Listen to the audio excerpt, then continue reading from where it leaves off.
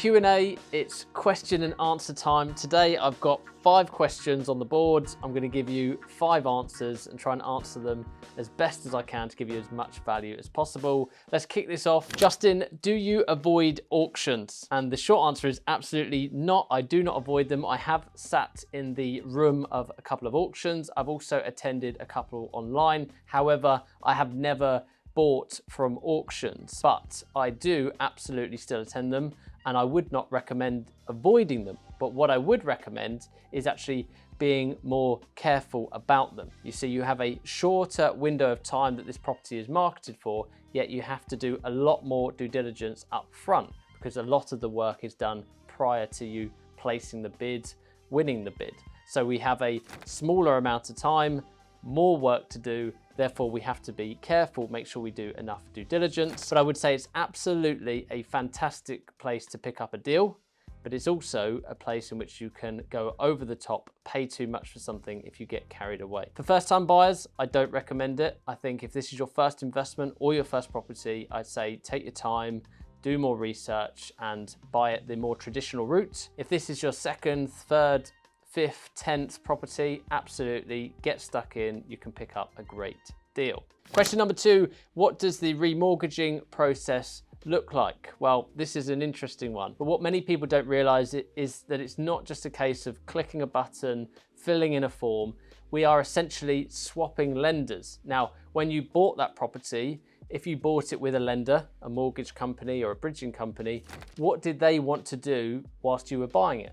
Well, they wanted to do their own due diligence. They wanted your solicitor to provide them certain information. What's the house like? What's the title like? You know, is there any outstanding issues with the property? You know, they do their own homework and due diligence. Therefore, when we go to refinance, if we're switching lender, that new lender is also going to want to do the same thing. They're going to want to send a valuer out, confirm the actual price is correct, but they're also going to want to put you through a conveyancing process. So that remortgaging process looks like this. Do the application through the broker. We complete all of our paperwork. It might then go to the underwriting team of the mortgage lender that we're applying with.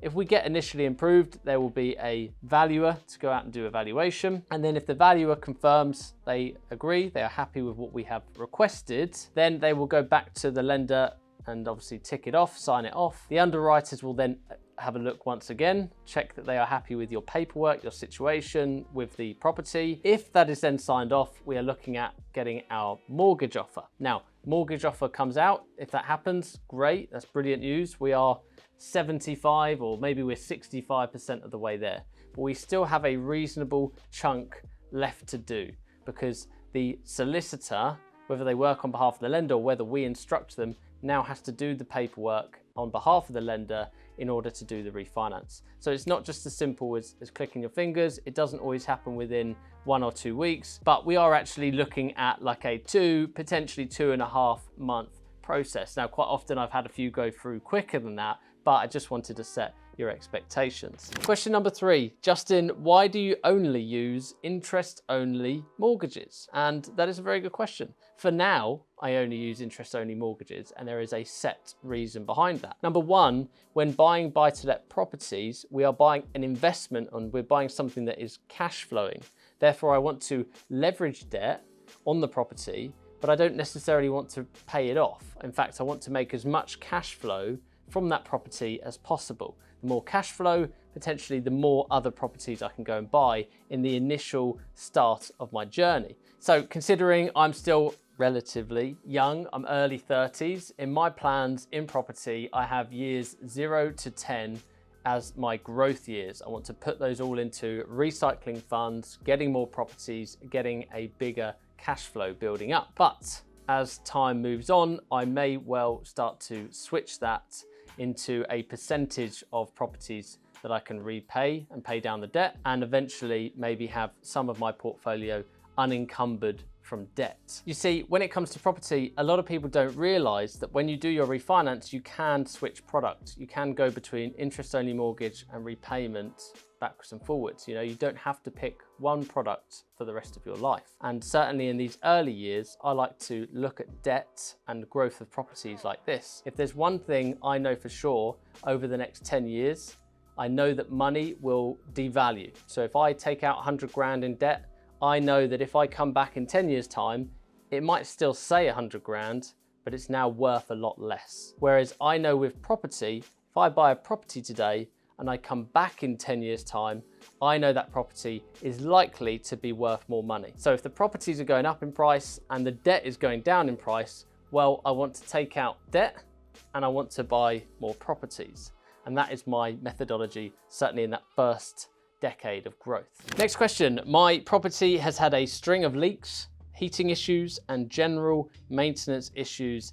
Is this normal for property investors and buy-to-lets? Sadly, this can be the case, particularly as I'm recording this video in the winter, and the autumn and winter are notorious for being your worst months in property. Sitting here as someone with obviously multiple properties, I know that this time of the year, my phone may well ring. In fact, I know of many friends that have properties and they've been going through issues. I know a couple of my properties have had a few things to just go over, and it's just very typical when the rain is beating down, the weather is very cold, that we're either going to see leaks, boiler issues, we're going to see damp problems or mold problems if the properties are not circulated well. One thing I will say is, of course, you need to understand and learn how to tackle those problems in the most efficient and cost-effective way. But once you've got that knowledge, once you've got that understanding, you will then be able to see problems like this coming up in the future with future investments, but B, when they do come up, you'll know how to tackle them, or you'll understand why they're happening. So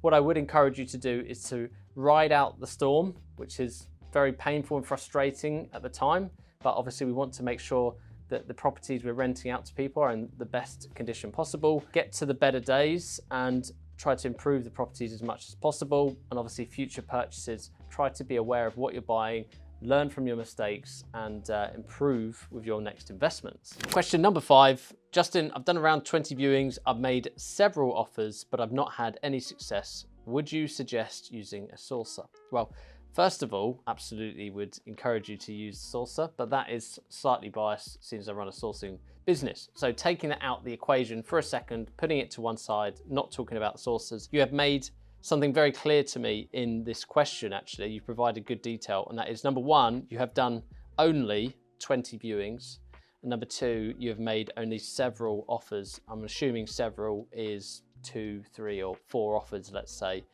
And then you've said you've not had any success. As you can probably imagine, I've been a beginner. I really resonate with being a beginner in property and struggling to get that first property. I also work with a lot of beginners through my sourcing and education business.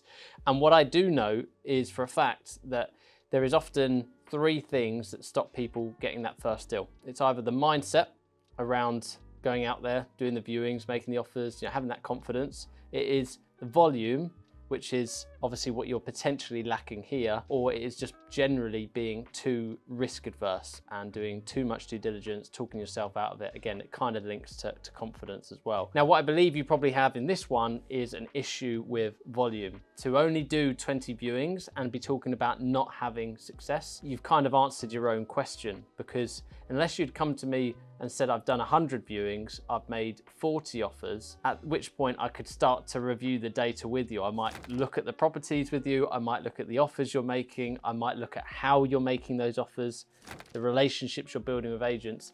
Then I might be able to see where you're going wrong, and I might be able to go, look, you know what, you haven't got the time for this, you're doing it wrong, you need to go to a sourcer. However, with your current situation, you haven't done that volume. Now, you might say to me, I don't have the time, I physically cannot go out and do another 20 viewings, in which case, yes, go and work with a sourcer. They are taking your time, effort, and workload into consideration when charging you a fee. But if you do have the time, if you do want to find your own property, then it is 100% a volume issue. You need to double down, get out there, be more resourceful, make more offers as well. Again, if you're doing 20 viewings, you should be making 10 offers, hopefully, unless all 20 of the viewings are terrible houses. So you need to increase the amount of viewings, increase the amount of offers, and increase your follow-up. And what I mean by that is in the weeks following viewings, keep talking to agents, keep asking them about properties you've seen, keep submitting lower offers, and you will be amazed at how your success rate all of a sudden jumps up and you have a far better outlook on how you're getting on in property. But thank you very much for asking the hard question. I hope you don't think I scrutinized it, and thank you all for watching this video. Once again, appreciate you watching the channel, and I look forward to seeing you in a future video.